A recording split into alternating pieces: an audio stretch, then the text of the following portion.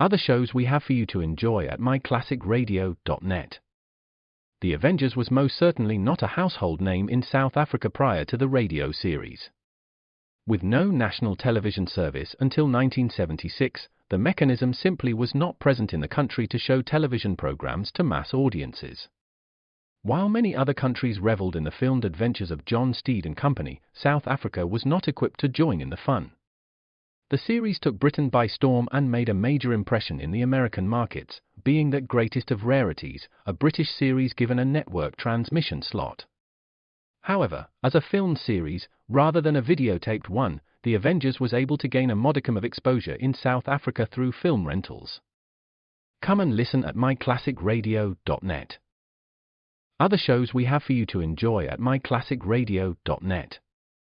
The Black Museum was a 1951 radio crime drama program independently produced by Harry Alan Towers and based on real-life cases from the files of Scotland Yard's Black Museum. Ira Marion was the scriptwriter, and music for the series was composed and conducted by Sidney Torch.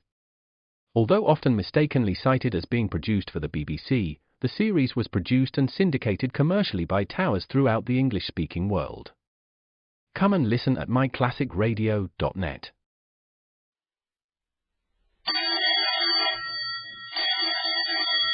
Calling all detectives. When an embezzler stole a large sum of money, the greatest part of it vanished, even though none of it was spent. That is the situation on this page from my casebook. The casebook of Jerry Browning, private detective. If there's one thing I, Jerry Browning, have learned in 10 years as a private detective, it's that people are unpredictable.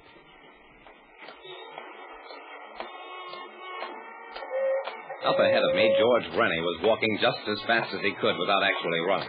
There was a remote chance that he didn't know I was following him, in which case he might lead me to the place where he'd hidden the $30,000 he'd embezzled from the Mercantile Loan Company. But as Rennie got to the corner, he broke into a run, darted down an alley with me pounding along behind him. At the far end of the alley was a high brick wall, dead end. Okay, cop, you got me cornered. Now come and take me. Sure, Rennie, I'll come and take you, and it'll be a pleasure. I tore into him and almost got knocked cold with an uppercut. After that, I fought him more carefully, watched for an opening, finally suckered him into throwing another right, stepped inside of it, and... That was all for Mr. Rennie. When he came to, I had the cuffs on him. All right, you took me. But if I ever get out, you and I'll do this again. And the next time, I'll murder you.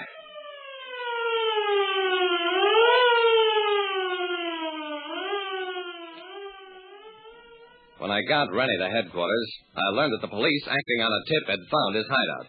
But of the $30,000 Rennie had stolen, only $4,000 was recovered.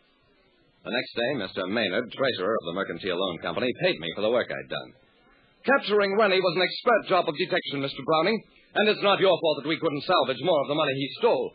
If ever you need a recommendation, don't hesitate to use my name. Recommendations are very valuable in my business, and I felt fine for almost 24 hours when I learned that George Rennie had escaped, and I was expected to capture him all over again. I captured an embezzler, earned myself a vote of thanks, and then learned that the prisoner had escaped.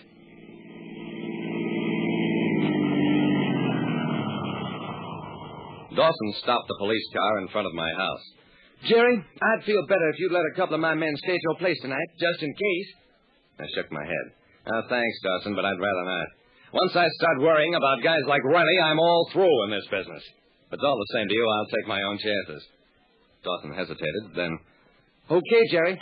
Good night.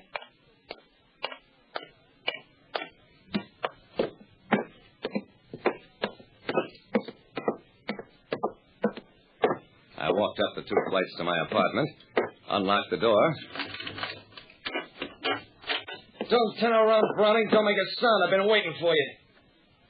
Close the door. I did as instructed, walked slowly into the dark living room. Go ahead and shoot. Get it over with. No, you didn't shoot me when you had the chance. Stand still. I'll turn on the lights. Okay, turn around. I turned slowly, faced Rennie. He had no weapon of any kind. I could have slugged you, Browning, but I didn't. Because I thought maybe you'd listen to me. I'll listen. Pull up a chair. Sit down. Yeah, thanks. Rennie slumped down into the chair. I took my coat off, sat down, too. Now, what's all this about? Rennie took a deep breath. It ain't easy to explain. You see, I'm an ex-con. Did 2 to 5 and a higher. Embezzlement. Same thing they want me for this time. Are you trying to tell me you didn't steal that money from Mercantile Loan? No, I took it all right. But listen, why did they hire a guy like me as assistant cashier? And why did they leave money around where I could get my hands on it after they did hire me? And after I took it and hid it and they found it, what happened to $26,000 of it? I didn't get a chance to spend a dime, so where did all that money disappear? That's what I wanted to talk to you about. It was the craziest story I'd ever heard. I questioned Rennie for an hour, and at the end of it, Rennie, you stay here. It's the only safe place in town for you tonight. Don't leave until I get back.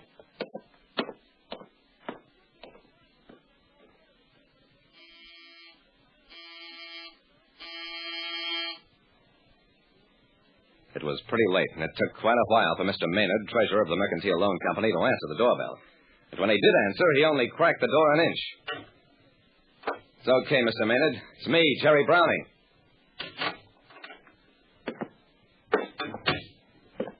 We were inside before Maynard realized he was still holding a revolver in his hand. I'm sorry, Browning. He slipped the gun into his dressing gown pocket. With Rennie at large again, I've taken certain precautions. I needn't add how glad I am to see you. I sat down, lit a cigarette. Are you worried, Mr. Maynard? Rennie shouldn't have anything against you.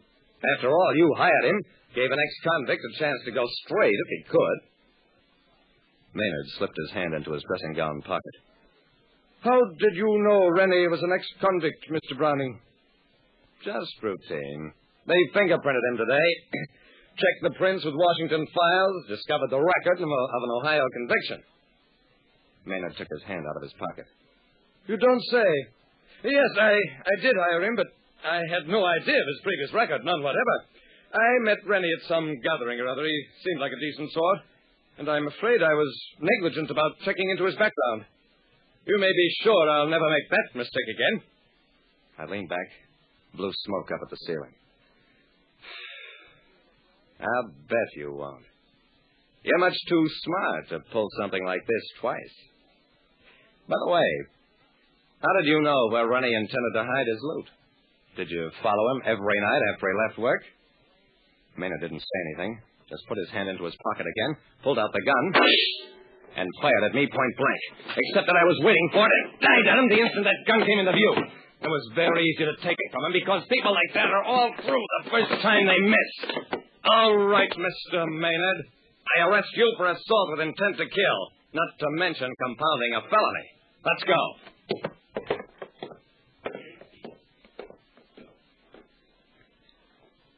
It was almost morning before I went back to my apartment for Rennie, found him still there.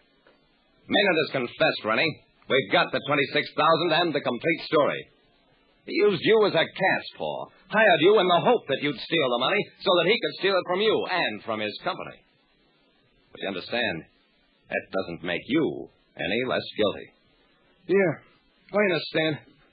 It's okay. It was a strange case, and it wound up with 2 men going to jail. Rennie with a 2-year term, Maynard for from 5 to 10. I didn't press the intent to kill charge. I figured I'd provoke that, just as much as Rennie had been provoked into stealing again. Like I said, people are unpredictable, and just because they slug you or pat your shoulder once doesn't mean they'll do the same thing the next time. Listen next time to Calling All Detectives. Mystery drama, mystery quiz, and a chance for you to match wits with yours truly, Jerry Browning, Private Detective.